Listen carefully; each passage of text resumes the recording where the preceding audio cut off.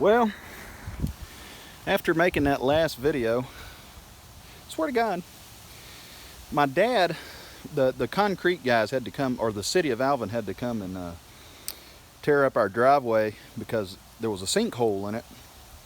So they had to tear it out and put in a new culvert system because the culvert had broken, and that's why there was a sinkhole in the driveway.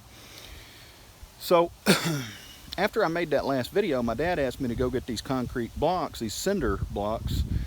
And if you'll notice, I just realized that when I got done, I stacked all of those cinder blocks up in the shape of a pyramid here, right? That little horn style, King of the South. You noticed all the dirt that was in those blocks there, Hillary Clinton? A lot of dirt in there. This is Texas style little horn. And then over here, if you'll remember the Dan Patrick play, which actually happened, and I'm going to show you how I was way ahead of you there, Hillary. You see, that's a Hustler fast track lawnmower, right? And this is a groundwork trailer. And well, that little sinkhole had to be replaced. And so just after making that last video, you'll want to go back and watch it. What you're going to realize here is I've built my own pyramid down here in Texas. NASA might have had something to do with that. I'm not sure. But like I said, your little Dan Patrick play that you tried to pull and then whack me, Hillary, after you were done using your Department of Defense. Well, that wasn't Department of Defense. I'm pretty sure Department of Defense is on my side. Now, I think you had your finger on that trigger of the electromagnetic torture machine there, Hillary, so that you could set up political opponents like you did Lieutenant Dan Patrick. You tried to anyway. I was way ahead of you. That hooker that called Dan Patrick was me, Hillary, because I knew what you were up to. So watch that last video, and maybe all of this right here will make a whole lot of sense, okay? Well, there, Hillary, you know, I've said my entire life, you can't hustle a hustler. Well, when you're a con artist like myself, who's a holy con artist, by the way, doing the good work of the Lord by pointing out all these evil demons that are running things and using technology to their advantage to create avatars and political hit jobs with those avatars. Kind of like those school shootings. You always use that technology to, you know, hack the mind of somebody, turn them into an avatar, and then shoot up a school so you can set up a gun grab. Yeah, Hillary, if you haven't noticed, like I said, hustling hustlers is my game. I've been doing that for a long time, and that's where that Buck and Adeline technology comes in.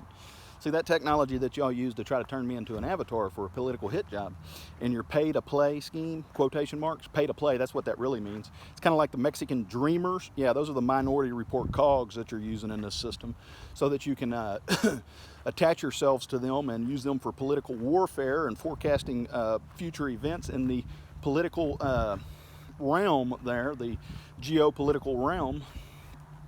I know what you're up to, and you tried to do all of that with me. Right? But see, I was God's messenger, right? I'm God's messenger. So if you'll go back to Pinky and the Brain and watch the first episode where he was talking about Alvin the submarine, and my name's in there and everything, and then watch the very last episode of Pinky and the Brain, Star Wars or something like that. What you'll want to do is pay real close attention to where the guy says, "Let's roll," right? I was 12 years old when that cartoon was written. So, like I said, they seen this coming. Let's roll. Right? What did Bush say on 9/11 or after 9/11? Let's roll, or the guy in the airplane said, "Let's roll," and they took down the terrorist that, you know, took the airplane down. So all of that was forecasted in 1993 when I was 12 years old. And then after, in that last episode of Pinky and the Brain, he says, "Let's roll," there's the alien there having a conversation with Bugs Bunny, and he's about to hand the suitcase or the briefcase over to Bugs Bunny, which would be the patent, right? That I patented, right? That alien is me. Okay, and I'm also Pinky, right? So I'm pinging the information from the alien to you. In that conversation, an airplane crashes into the building in the last episode of Pinky and the Brain, okay? And it crashes through the building. Somebody just told me in my head I'm dead. I seriously doubt that. So this airplane crashes through the building, and that happens right after the alien says, he stands up after I'm thrown into the conversation with Bugs Bunny and Pinky and the Brain. Alex Jones is Brain, I'm Pinky. The alien says, "Don't call me, I'll call you, 911 emergency." And a plane crashed into the building. See, that was already predicted, that whenever you pump the buffalo chips into the messenger at MEPS, you need to find out who that was, Army. That's what caused all of that. They pumped buffalo chips into God's messenger. Well, if you understand the space-time continuum as well as I do, you understand that time isn't what we think it is, right? So God can see that you're going to pump buffalo chips into the messenger and knows that that's going to be an emergency in the future. And then ET dials 911 to let God know, yes, this all went down exactly like you anticipated. So the moral of the story is don't turn people into avatars. Don't hack people's minds, and you damn better not damn not do what you did, which is put buffalo chips into a messenger, because you do not control the space-time continuum. God does. And God knew that you were going to put the buffalo chips into the messenger when you did, and that was the emergency on 9/11. And we went to take out Sad Am, who's sane, Hillary. So now that you're all up to speed, I built a pyramid down here in Texas that is going to operate outside of your pyramid, okay? You can pretty much rest assured that's what's about to happen.